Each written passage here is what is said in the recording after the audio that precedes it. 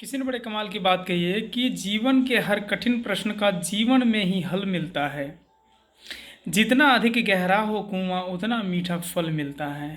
और कर्म अगर अच्छे हों तो बड़ा अच्छा वाला फल मिलता है। नमस्ते, मैं हूं आपका दोस्त सत्यम भारती और आज इस नवमी का अवसर पर लेकर आए एक बहुत ही सुंदर कहानी। जो कहानी एक किसान की, उसकी शादी हुई है और उसका 5 साल का बच्चा है कि इसी क्रम में उसकी पत्नी की मृत्यु हो जाती है। और अब उसके दोस्त और रिश्तेदार समझाते हैं कि भाई तुम दूसरी शादी कर लो ताकि इस बच्चे की परवरिश हो जाए, तुम्हारी भी ज़िंदगी सही सलामत गुजर जाए। तो पहले तो वो शादी के लिए मना करता है, लेकिन बाद में वो शादी के लिए मान जाता है। और अब जो उसकी दूसरी पत्नी होती है उसका भी एक बच्चा होता है और वो बच्चा अब लगभग 5 साल का है। और उसकी दूसरी वाली पत्नी की भी मृत्यु हो जाती है।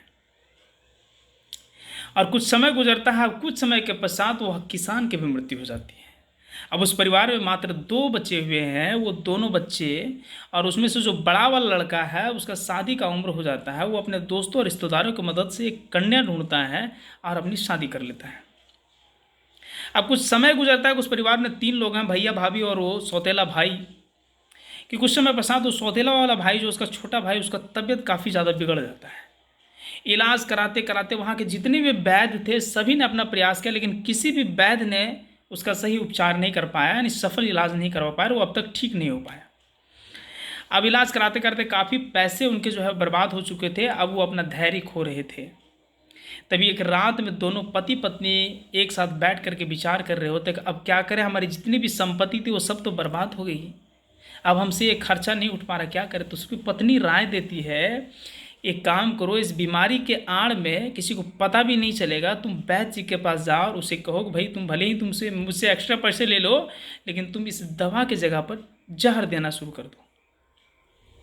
अब प्लान के मुताबिक जो है उसका भाई उस वैद्य जी के पास जाता है और बताता है कि अब हमसे हमारे भाई के खर्चे नहीं उठाए जा सकते हैं।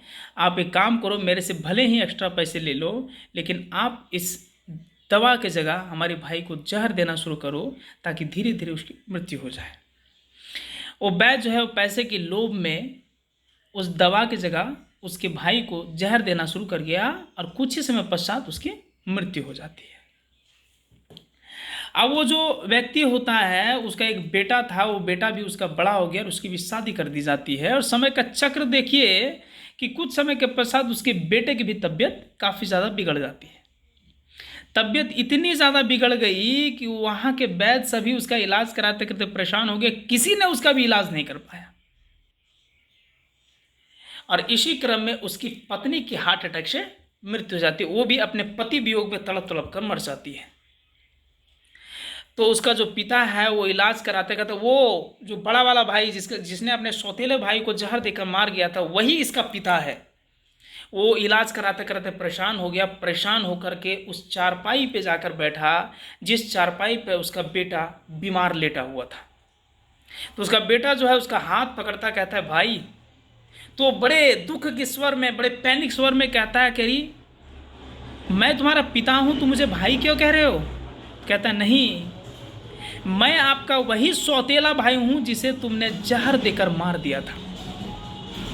हम तुम्हारा बेटा बनकर तुमसे बदला लेने आए हैं ताकि तुम भी जो है वो पुत्र वियोग में तड़प तड़प कर मरो, तुम भी जो है वो परेशान होकर के मरो। जिस प्रकार तुमने मुझे जहर देकर मार दिया था उसी प्रकार से तुम भी जो है वो तड़प के मरोगे।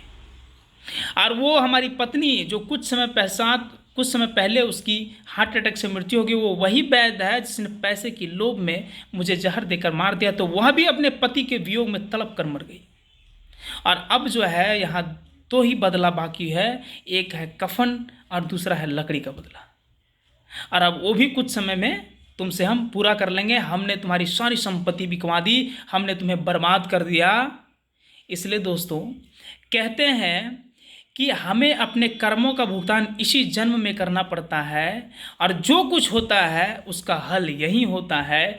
इसलिए कर्म अच्छे कीजिए क्योंकि सब कुछ घूम के आता है। और अंत में मैं फिर वही बात कहना चाहूँगा कि कर दिखाओ ऐसा कि दुनिया बनना चाहे आपकी जैसा।